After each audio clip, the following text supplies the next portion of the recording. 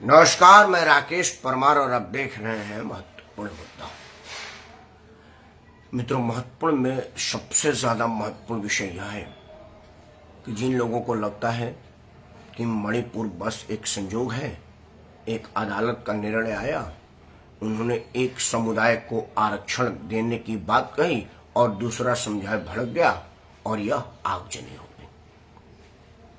वो लोग गलतफहमी में हैं। यह एक महज संजोग नहीं है, यह एक सोची समझी प्रयोग है।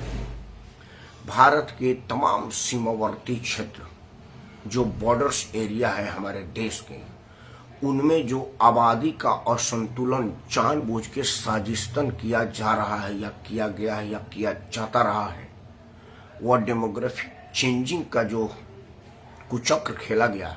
शुरू में यह उद्देश्य था वोट बैंक की राजनीति के लिए। कुछ लोगों का उद्देश्य था असंतुलन करके असंतुलित रखने का, ताकि आज उन सब लोगों का अपने अपने हिसाब से फायदा उठाया जा सके। कोई आदमी जिसको हिंदू धर्म से नफरत था, जिस तरह से लोगों को टट्टी छूने से नफरत होती है, हमारे देश में बहुत सारे राजनीतिक दल ऐसे हैं जो सत्य सनातन को वैसे नहीं छूना चाहते जैसे वो कोई टट्टी छू रहे हों। हमारे देश में 1952 से लेकर के अब तक बहुत सारे राजनीतिक दल ऐसे हुए हैं जिनको सत्य सनातन से मुसलसल नफरत है, बिल्कुल घृणा के योग्य मानते हैं लोग। उन लोगों ने कहा कि भाई इन क्षेत्रों में जहां सत्य सनातन के लोग बहुतायत में हैं, उनमें अपने लोगों को साजिशतन ले आकर के बसाया जाए, और इसका वजह अब दिखने लगा है। उसी तरह से आप दो चीजें भारत में लोग नहीं देख पा रहे। मैं एक बार पहले भी वीडियो लगाया था। एक बार का बात था कि मैं मथुरा बस से जा रहा था।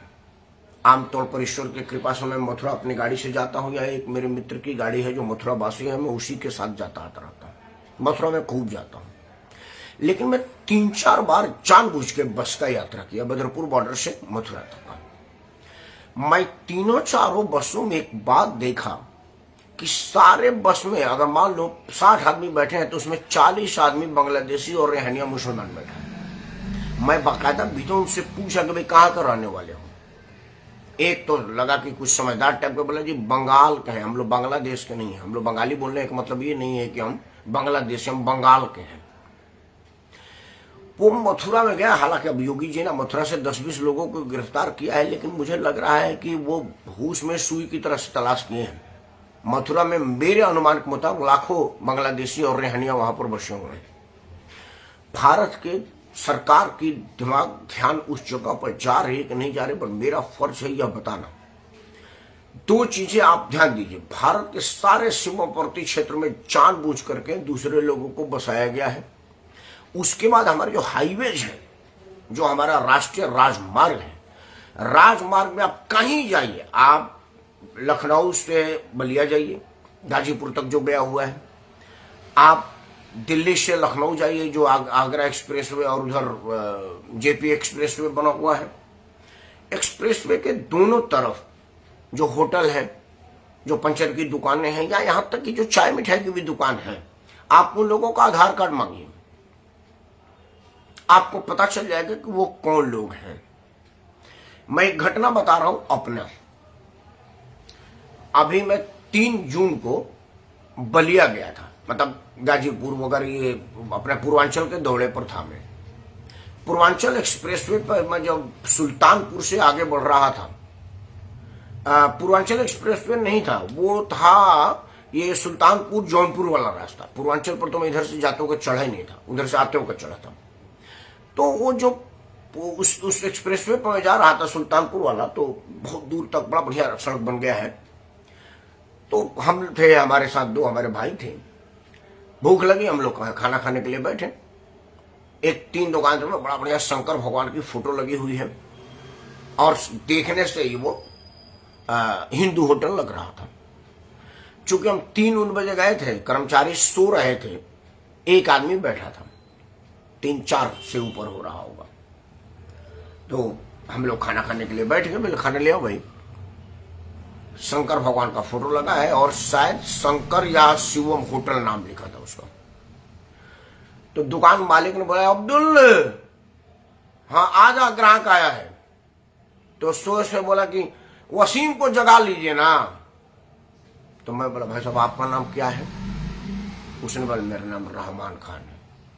हम तो सामाजिक आदमी, तुरंत मोबाइल निकाल लिए, नहीं रहने दीजिए मोबाइल पर।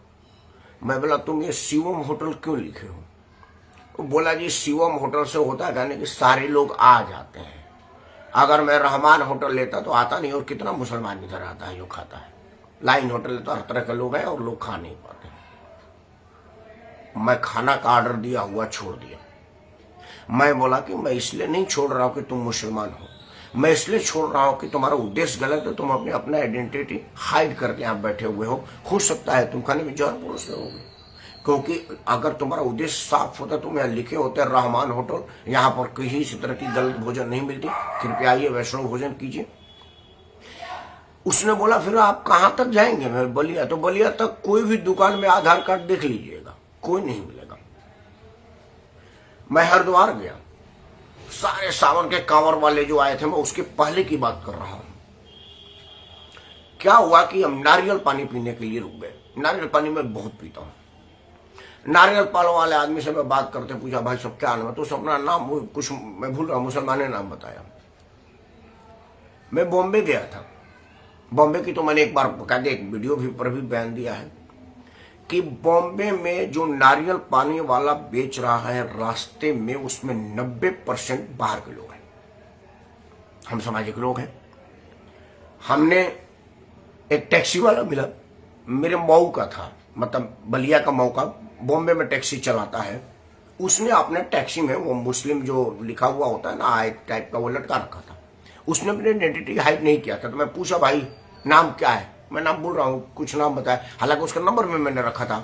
हम मैं चेंबूर में था 15-20 दिन में, बोला इसको बुला लूंगा, चेंबूर में रहता था। तो मैं बोला अच्छा मुसलमान हूँ, कहाँ घर है? मऊ घर है। फिर हम भोजपुरी में बोलना शुरू कर दिए। बड़ा खुश हुआ, कहाँ घर है? मैं बलिया घर है। मैं बोला एक बात बताओ, ये सब अपने यहाँ के लोग हैं, आजमगढ़ गाजीपुर बलिया का? बोला देखिए है तो सारे पूर्वांचल के बहुत सारे टैक्सी वाले, लेकिन इधर कुछ दिनों से पता नहीं कहाँ के मुसलमान आए हैं, हमारे लोग नहीं है, और ये हम लोगों से बहुत बात नहीं करते हैं। फिर उसने एक बहुत बड़े नेता का नाम रखा, मैं यहाँ नहीं रखूंगा क्योंकि मेरे पास उस सत्यता को प्रमाणित करने का आधार नहीं है।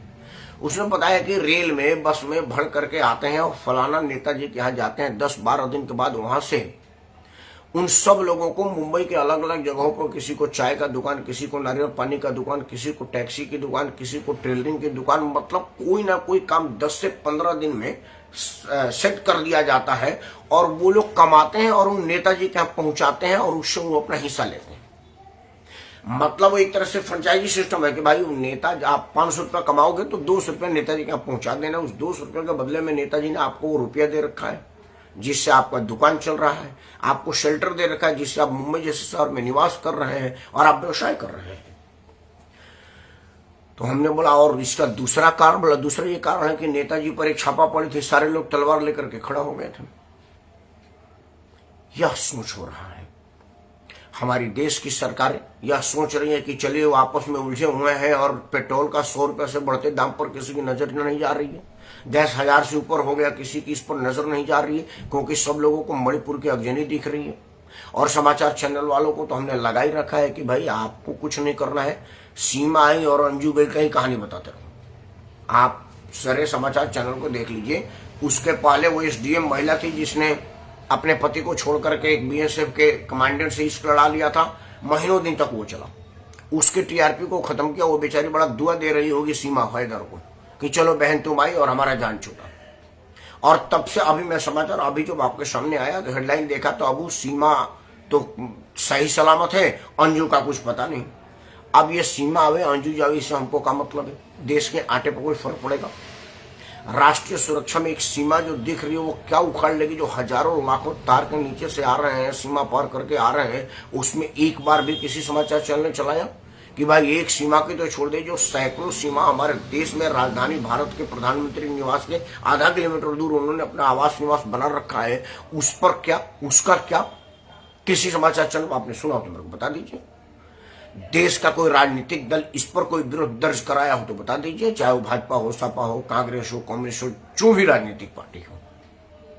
क्योंकि उनको पता है कि भाई ये 100, 200, 500, मान लो 10-20 करोड़ कोई आएगा, उससे हमको कोई फर्क नहीं पड़ेगा, क्योंकि ये देश में उत्पात मचाएंगे और लोगों का ध्यान इसी पर जाएगा और इससे वजह से हमारे पापों पर से लोगों का ध्यान नहीं आएगा।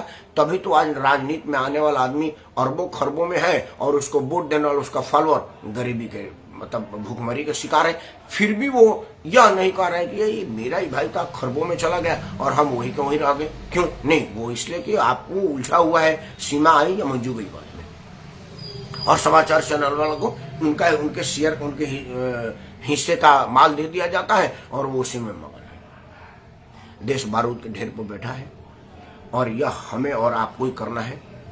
देश में जो 4 संस्थाएं हैं, कार्यपालिका, विधायिका, न्यायपालिका और मीडिया, इन चारों से मैं विनम्रता से क्षमा चाहते हुए कह रहा हूं कि अब हमको उम्मीद नहीं है, क्योंकि न्यायपालिका ने भी एक बार भी एक सो मोटो, मुख्य न्यायाधीश साहब ने मणिपुर पर सो मोटो लिया है, लेकिन मुख्य न्यायाधीश साहब ने एक बात पर सो मोटो नहीं लिया कि भाई देश के हर सीमांत क्षेत्रों में इस तरह की डेमोग्राफिक चेंज क्यों हो रहा है, ये जातीय असंतुलन, धार्मिक असंतुलन क्यों और किस आधार पर हो रहा है। आज पश्चिम बंगाल में जो आप कत्लेआम देख रहे हैं, वोट ना देने वालों को लटका दिया जाता है, वो कौन लोग काट कर लटका रहे हैं, यह बात की डीपली जांच हो जाए तो पता चल जाएगा कि पश्चिम बंगाल में कितने लोग बाहर से आकर के बसे हुए हैं। पश्चिम बंगाल सीमा क्षेत्र है, उसकी तो मैं चिंता न करूं। भारत के प्रधानमंत्री जो सबसे सर्वाधिक सुरक्षित आदमी है, उसके घर के बगल में राष्ट्रपति भवन से आधा किलोमीटर दूर पर बांग्लादेशी मुसलमान और ममियार से लोग आकर के बसे हुए हैं। और वहां पर उसका कारण है वो फ्रेंडशिप ब्रिज, जो ममियार और भारत के बीच एक फ्रेंडशिप ब्रिज है। वो ब्रिज पर कोई नहीं बैठता, आइए और आकर के जाइए। और वो जो सैकड़ों किलोमीटर की खुला सीमा है, जहां पर न फेंसिंग है, कोई गार्ड है, न कोई कुछ है, सीधे के सीधे वो पैदल टहलते हुए आ जाते हैं और यहां से बसों में भर के आ जाते हैं। इसको जब तक आप मुद्दा नहीं बनाएगा, यह मुद्दा किसी भी मुद्दे से बड़ा मुद्दा है, क्योंकि आप रहेंगे तभी आरक्षण पर बात करेंगे, आप रहेंगे नहीं तो आरक्षण नहीं होगा। क्योंकि जब मंडल साहब यहाँ से पाकिस्तान गए थे ना, बहकावे में जीना साहब के बुलाने पर, तो वो और उनका कुनवर रहा ही नहीं था, भाग करके भारत में सड़ लिए थे और यहाँ पर रगड़ करके मर रहे थे। प्लास्टिक का कीड़ा पड़ा था, शरीर छोड़ ही नहीं रहा था, मरने के बाद साथ में जला, क्योंकि उन्होंने अपने लोगों के साथ घात किया था चंद सिक्कों के लिए, चंद लालच के लिए। वहां जितने दलित भाई बैठ के गए थे ना कि जिंदा जी के साथ जा रहे हैं और हमारा सम्मान मिलेगा, और वहां कितने दलित रह गए हैं वो आपको जानना चाहिए। क्योंकि जब वो आते हैं तो सिर्फ अपना निजाम लाते हैं, आपकी नहीं सुनते हैं। आपकी वो तभी तक सुनते हैं जब तक आप उनके लिए उपयोगी हो। उनका उपयोग खत्म, आप खत्म। यह बात सोच लेनी चाहिए। तो कुछ देर के लिए यह जाति पात, ऊंच नीच, अगली पिछड़ी, उत्तर दक्षिण, पूर्व पश्चिम को भूल करके इस विषय पर चिंता कीजिए कि आपके जो बगल में आदमी रह रहा है वो कहाँ का है और क्यों है। जब तक यह चिंता नहीं करिएगा और अपने जनप्रतिनिधियों से चिन्हित करके उनको सामने नहीं रखिएगा, सार्वजनिक मीडिया में ऐसा नहीं चुपके से करेगा और लेके जाएगा कि भाई कितने हो, 4 हो, बड़े बेवकूफ हुई, 400-500 का नहीं है। वो कहा करके पीठ थपथपा कर कुछ पैसा देगा, अब ले जाओगे, क्योंकि ना तो उसके पास पैसे की कमी है ना ही लोगों की। क्योंकि बाहर का लोग होते हैं, वो भी डरे होते हैं कि अगर नेताजी के आधार पर लोगों का मर्डर फर्डर नहीं किया, बमबाजी नहीं किया, अगजनी नहीं की, तो ये नेताजी निकलवा देंगे। इनको तो पता है सरकार ही नहीं की, और आप चुपचाप मार खाने के लिए बैठे। एक बार आगे जब देश से में सफर करिएगा तो सड़क के दोनों किनारे बसी हुई नई बस्तियों और लगे हुए दुकानों में जांच कर लीजिएगा, आपकी आंखें फटी फटी रह जाएंगी। सीमावर्ती क्षेत्रों की जो डेमोग्राफिक चेंज का व्यवस्था साजिश हो रहा है, उस पर एक बार देख लीजिएगा, आपकी आंखें फटी की फटी रह जाएंगी। मैं तो चिंतित हूँ, इसलिए अपने हिस्से का कर्म कर रहा हूँ, अपना फर्ज निभा रहा हूँ, सार्वजनिक आकर के मीडिया पर बात कर रहा हूँ। आप क्या कर रहे हैं? या तो आप मेरे तरह से हिम्मत रखते हैं तो मीडिया पर आकर खुल के बोलिए, और अगर डरपोक है, नहीं बोल पाते हैं, या कई आदमी बोलना भी नहीं चाहता है, उसके लिए एक आसान उपाय है कि आप सबसे पहले इस वीडियो को लाइक करें, चैनल को सब्सक्राइब करें और इसे सभी समूहों में साझा करें। क्योंकि जब साझा करेंगे तो यह समस्या लोगों तक जाएगी और अपना समाधान लेकर के आएगी। क्योंकि मुझे मालूम है कि भारतवासी को अगर ये पता चल गया कि भाई हमको उलझा करके हमको फंसाने का प्रयास किया जा रहा है, देश में एक अलग देश निकालने का कुचक्र चला जा रहा है, तो वो जरूर इसका विरोध करेगा। और जब आम जन विरोध करेंगे तो नेता मजबूर हो जाएंगे उनको निकालने के लिए, उनको बाहर करने के लिए। सोचिएगा जरूर, क्योंकि मामला अत्यंत ज्वलनशील, खतरनाक और चिंताजनक है। जय हिंद, वंदे मातरम, भारत माता की जय।